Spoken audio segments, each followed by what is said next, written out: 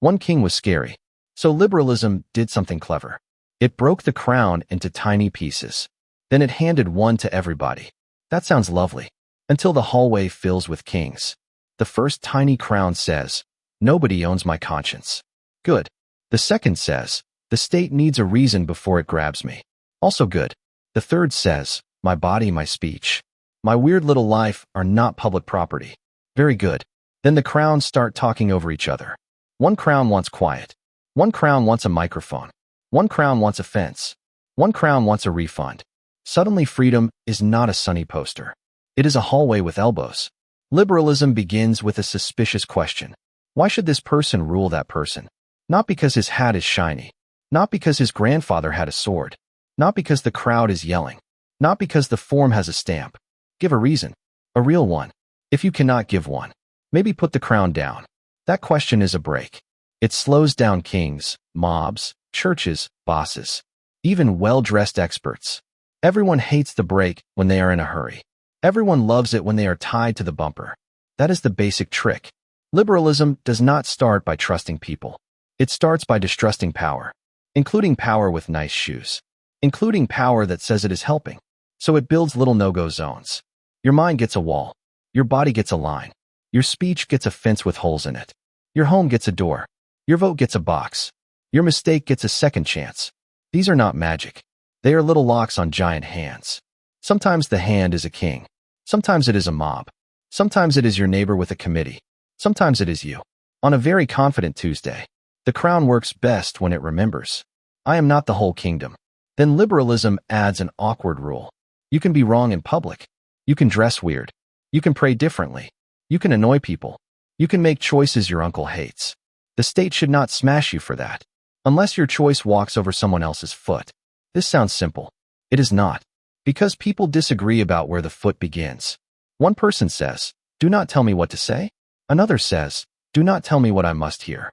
One says, "Let me choose my life." Another says, "Stop making your choice my problem." Suddenly the hallway is constitutional law with shoes in it. This is why liberal societies look so ridiculous. Every person has a little border. Every opinion has a little flag. Every choice can start to feel like a throne. The neighbor's music becomes a foreign invasion. The neighbor's sign becomes an emergency. The neighbor's sandwich becomes a moral crisis. The tiny crown gets bored being tiny. It becomes a roof, then a fence, then a tiny castle with one angry person inside. That is how a right becomes a bunker. It starts as protection. It ends as a chair thrown into the hallway. Markets love tiny kings. They say, "Your Majesty, would you like 47 kinds of toothpaste?" Choice feels like freedom, until choice becomes a maze with a checkout button. Platforms love tiny kings. They say, "Your Majesty, here is a microphone and a crowd." The crown gets louder. The room gets smaller. The algorithm bows so hard it breaks its spine. Politicians love tiny kings. They say, "Your Majesty, your neighbor is stealing your crown. Now your little border has a drumline. Now your private fear has a campaign bus." The weird thing about liberalism is this. It protects the individual. Then industries learn to flatter the individual. And parties learn to weaponize the individual. A tiny king is a customer. A tiny king is a voter. A tiny king is content. This is not the death of liberalism. It is the part where the crown needs supervision. So liberalism invents ugly furniture. Rights, courts, paperwork, boring meetings, appeals, deadlines, procedures nobody wants to read. These things are easy to mock. They look like a drawer full of gray socks. But the ugly little breaks keep a tiny king from becoming a tiny tyrant. They also keep a large king from calling himself the people. That matters. Because tyranny with a crown is obvious. Tyranny with applause is confusing. Tyranny with a help desk is exhausting. The liberal answer is not exciting. Slow down. Show the rule. Let the accused speak. Let the loser come back tomorrow. Let the minority keep its shoes. Half of civilization is just. Please do the boring step before the dramatic step. Of course, liberalism can lie to itself. It can say everyone is free, while some people are too broke to use the door. It can praise equal rights, while the biggest microphone sells tickets. It can protect private life, until everyone is alone in a tiny castle. It can worship choice, until every problem looks like shopping. This is the uncomfortable part. A tiny crown is not enough. You also need a floor, a door, a rulebook, a way to complain when the rulebook sits on you. Freedom without power becomes a postcard. Power without freedom becomes a boot.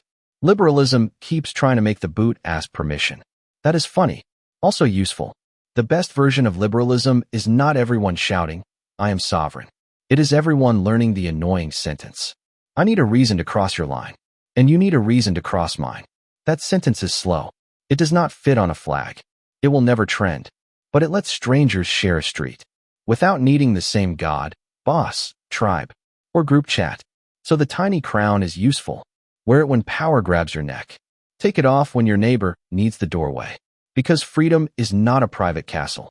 It is a hallway full of difficult people, all wearing crowns, all trying not to hit each other in the face. The trick is keeping the crown small enough to fit through the door, and big enough to stop the hand on your throat.